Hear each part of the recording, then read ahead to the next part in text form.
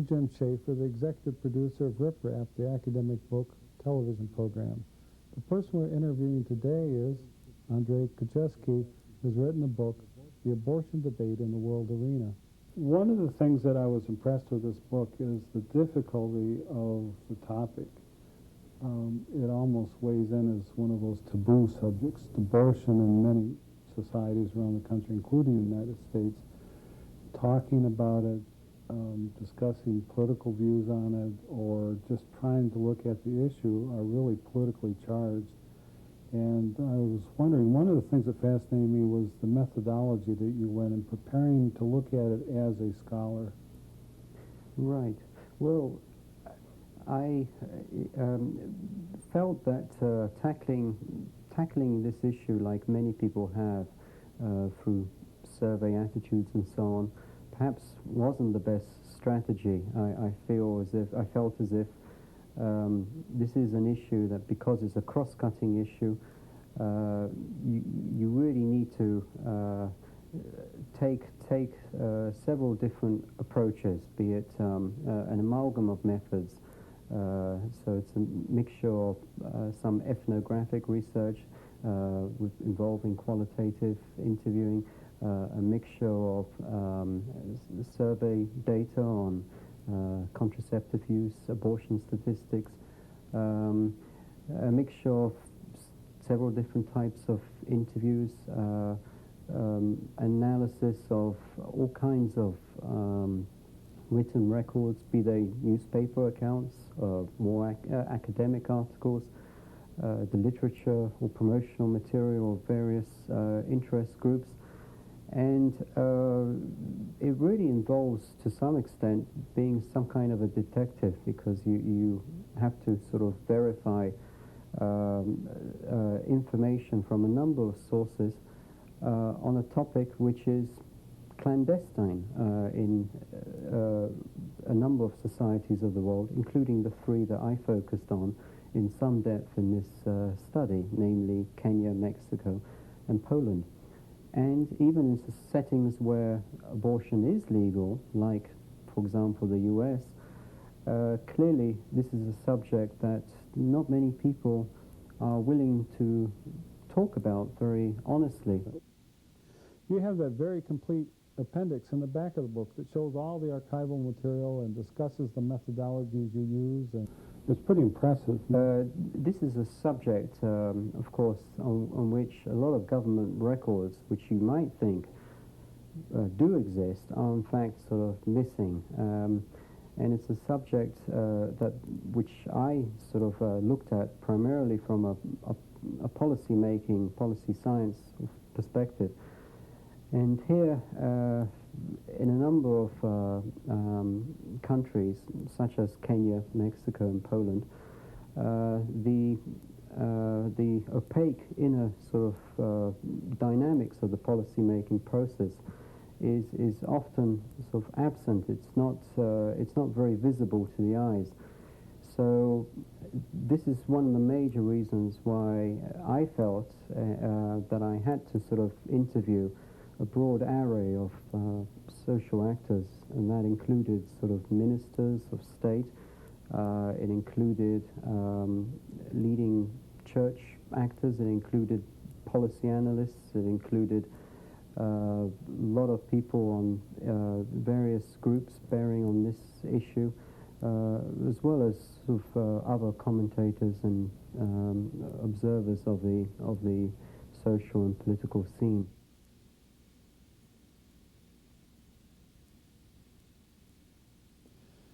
But there is this aspect of the clandestine. Because abortions are often ruled illegal, then people take what they need to do underground and become secretive. And that's part of what's fascinating about your book. Because even though in a certain country abortion may be ruled illegal, it seems to continue anyway. And you provided ample examples of how that happens. One question that your statement that you had in the book, that how a country handles abortion could be regarded as sort of a crude index of power. Right. Yes, I think that's, you can take a number of examples. In the US, for example, clearly it's an index at various levels, local, national, and state levels. At the national level, clearly the last three presidents, Reagan, Bush, Clinton, they've all weighed in on one side of this issue. They've all used it as a sort of a litmus test in making judicial appointments, in choosing surgeon generals and so forth. It's also the case, for example, in Poland, where this issue has been a major mobilizing vehicle for different groups on various sides of this issue, be it women's activists, be it religious or social conservatives, be it political parties. And this is evident, I think, in a number of different settings. And it's perhaps just less evident in societies such as Kenya, where in much of Africa, where issue mobilization around abortion has so far been somewhat limited, but the potential is clearly there for this to serve as a forum for debate on a broad welter of issues. In Poland, for example, this issue has proved and continues to be a sort of a battleground on where people stand on in terms of sort of a liberal and Catholic worldviews, which remains in many ways, even after transition to democratic rule, it remains a sort of a major divide in social and political debates. Also in Poland, this issue proved to be a forum on where politicians stood on how they saw Poland vis-à-vis the rest of Europe. Should it join the European Union and essentially take on board the broad social agenda that is shared by a number of those countries, or whether a Catholic sort of nationalist viewpoint should prevail? And abortion became symbolic in many ways of how you stood on other issues as well.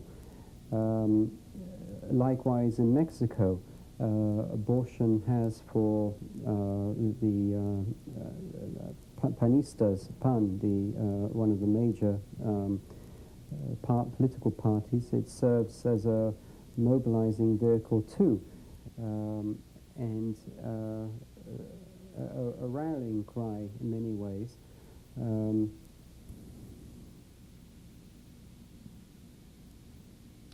You suggest in the book that we look at this as indicating an index of power that shows who are the people and agents having the power to influence, and that these are not necessarily obvious ones. You do have the politicians across the political spectrum for a variety of reasons, but also doctors and nurses who deliver the health care and non-governmental groups. The last two groups, the health providers and NGOs, are relatively ineffectual for working out anything affecting policy, since the powerful actors are what you would call linkages, and what I would call transnational linkages. The largest transnational actor in this dispute is the Catholic Church. Church, but also the Catholic Church, but also other religious groupings. The Catholic Church properly represents the most intense grouping of power, because it's not just the religious structures and all the people connected with that, it's the lay people, and then it's also the health service plans or systems that they represent now involved in. So they seem to be a very significant factor across the board, less so perhaps in Africa, but still a significant actor in this power. Not necessarily less so in Africa, because in many areas of Africa, where the state is simply doesn't have the infrastructure nor the money to deliver as good quality health services as one would like.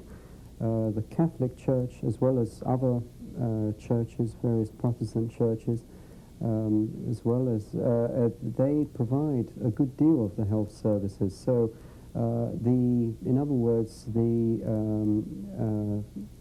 Catholic organizations do indeed have a big say in how policies are implemented, if not necessarily how they are formulated. So when you talk about the accessibility to certain health services, be it abortion, or be it something less controversial, then clearly the Catholic Church does have a significant influence on what services are going to be available, and here things often the determining factor can be at the local level. For instance, be it the influence of doctors or hospital administrators or nurses, where they stand perhaps on a personal level, because just as Catholic women or Catholic couples, not everyone will necessarily share all the tenets of Catholicism, be it on abortion or access to contraception, such forth. So at the local level, there is also potentially a discrepancy between what the institution says and what is the actual practice. Oh, well, that was something that fascinated me about this, is that even when laws were enacted and regulations were passed, there still were abortions. So one thing I wanted to talk about a little bit was the magnitude in terms of just numbers of abortions. Did you get a sense of? Right. The Catholic Church would like to have the debate center essentially around the moral question of abortion. But obviously Catholic women, just like women from any other religious group or any other grouping, also resort to abortion. So it's also a social question, not just a moral question. And when we talk about the social dimensions to this problem, obviously one of the core aspects to which could hopefully inform debate better is indeed the question of the magnitude. And amazingly, given all the rhetoric on this question, the amount of efforts expended on discussing abortion and influencing abortion policy, at the last count, 1995, only 38 countries of the world had reasonably reliable data on abortion, on the incidence of abortion. And some of those countries, which includes China, former USSR, and even France, do not have complete coverage of abortion statistics. So what we know tends to be restricted to countries where abortion is legal and which have got fairly good registration of all abortions taking place. At a world level, it seems to be the case, well, the most off-cited statistics on the incidence of abortion are something of the order of about 45 to 50 million abortions annually worldwide. To put that in a better perspective, that translates to something like 1 in 4 of all clinically recognized pregnancies. In other words, for every 3 live births that occur worldwide, there's about 1 abortion taking place as well, which is actually a very high incidence. But it's important to emphasize that that's just the best. Those are the best sort of available Best guess of what's known. guesstimates. Yes. Also, what is remarkable is that the most off-cited estimates on the on the fatalities from unsafe abortions, the WHO estimates now that it's somewhere of the order of about 70,000 women die each year annually from unsafe abortions. But the range is potentially from 50,000 to 100,000. We just don't know. But again, it seems to be the because best that's sort of even more guesstimate. clandestine. Yes, yes, and certainly, especially in rural areas of poorer countries where abortion is legal, it's really tricky to. From the statistics you mentioned in your book, I got the impression that the surprising insight is that it's not teenage girls who have the most abortions. Is that correct? Worldwide, yes. I mean, it's certainly the case that in more affluent countries, such as the United States and such as Britain and much of Northwest Europe, abortions tend to peak around the ages of around age 20, the low 20s, and it tends to be young unmarried couples who tend to rely more often on abortion. Young unmarried women who tend to face greater restrictions on getting access to reliable forms of contraception, who may be prone to using contraceptives less effectively, and young unmarried couples who face greater social and economic costs of child raising outside of a context of marriage, or where there's greater social approval, where perhaps in a relationship where which is both more stable and where there's where it's more financially possible to proceed with to raise a pregnancy that may have been unwanted at the beginning. However, in other countries for which there's data, such as much of Central and Eastern Europe and Japan is a very good example, abortions tend to peak more among older women, among whom methods of contraception may be less reliable, methods of contraceptive use may be less reliable, there may be less use of contraceptive pills. Sterilization is far less commonly resorted to among women at the older ages of the childbearing spectrum in Japan and much of Central Eastern Europe, where abortion has been legal for some time. Social conditions varied among your three countries that you studied, Kenya and Mexico and Poland. And along with that, the reasons for abortions, it seemed as though that Africa, it was used more for birth control. It seemed like it was very difficult to have contraceptive, anyway. But was that what you found, is that the social conditions varied, so the reasons for the abortion weren't just so much just social standing, but also the fact, just economic disaster? Well, it's certainly the case that as societies move towards the transition towards having fewer births, then the incidence of abortion seems to rise once societies begin to deliberately limit the number of births in their midst. So Kenya, for example, is a good example of a country which is beginning to undergo rapid fertility decline. But yet, although contraceptive use has risen significantly in the last decade or so, it's also the case that the quality of family planning services is often deficient. Women do not always have access to a broad range of contraceptive choices. Contraceptive use still is not necessarily as effective as it would be in a society such as our own. For various reasons, the incidence of abortion can be expected to rise.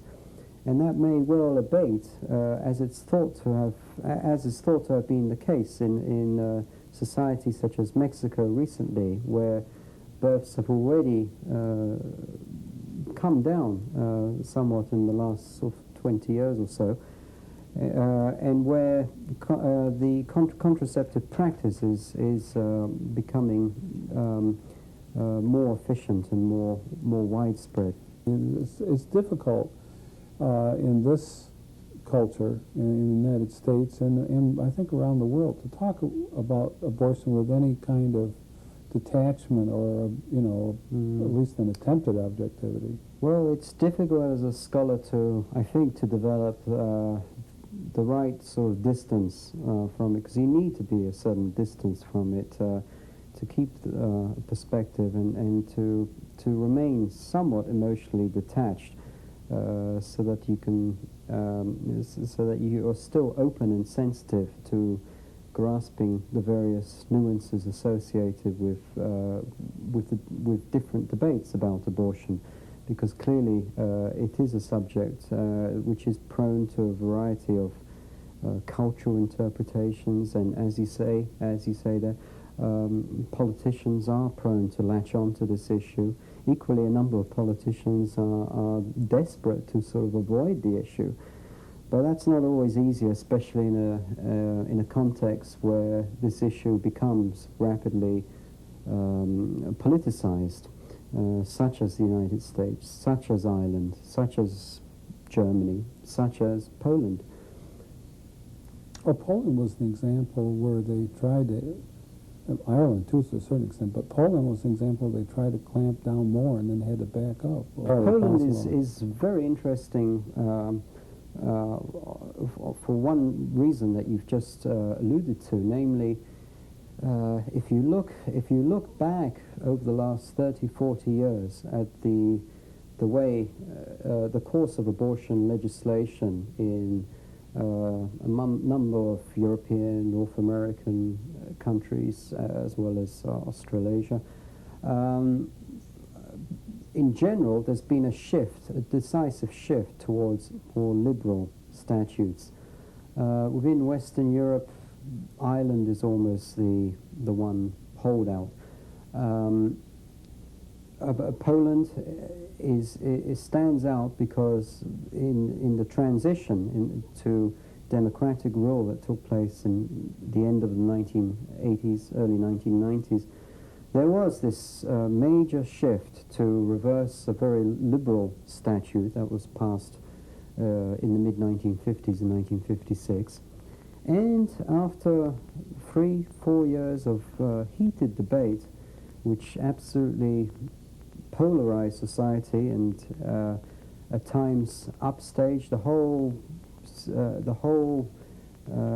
dynamic process of systemic transformation as political theatre, at the end of it, a restrictive statute was passed, but it only lasted for 3.5 years, and then it got liberalized towards the end of 1996, but only for a year before the Constitutional Court struck down that decision.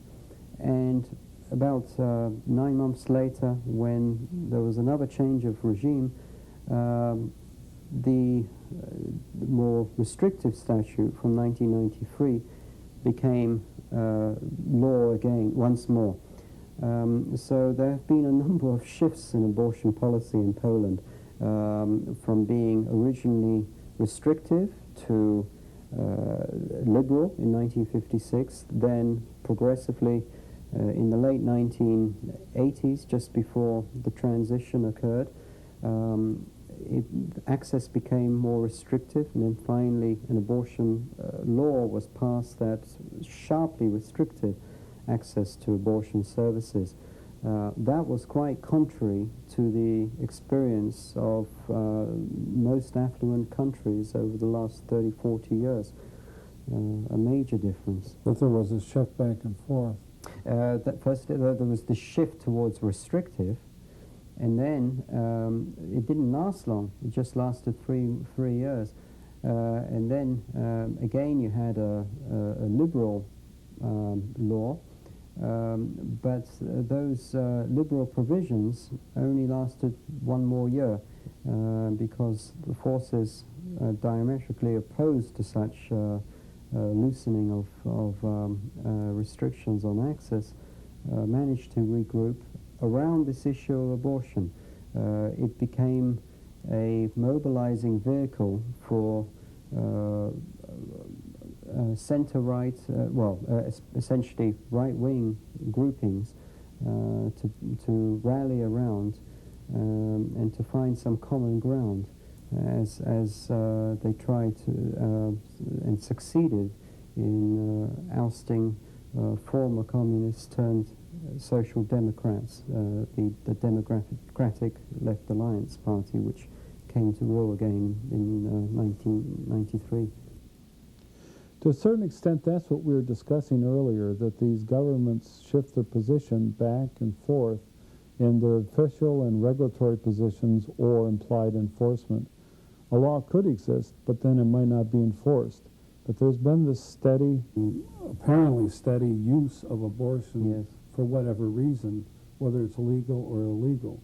The only difference seems to be that when it's illegal, then you have an increase in the health problems caused by, unsanitary and clandestine kinds Which of things. emphasizes that a good deal of the debate on abortion is somewhat misguided, because ideally it should not just focus on laws, but actually on the real outcome, which is the accessibility and availability to And the causes. services. Well, why are The women causes and the having consequences, yes, indeed. these need for all this, for these abortions? Indeed, and there is fortunately the potential for at least some minor common ground to be found between activists on all sides of this issue, namely the importance of doing something to reduce the incidence of abortion and some of the health problems that result from unsafe abortion, i.e. access to family planning and the means to prevent unwanted pregnancies from occurring.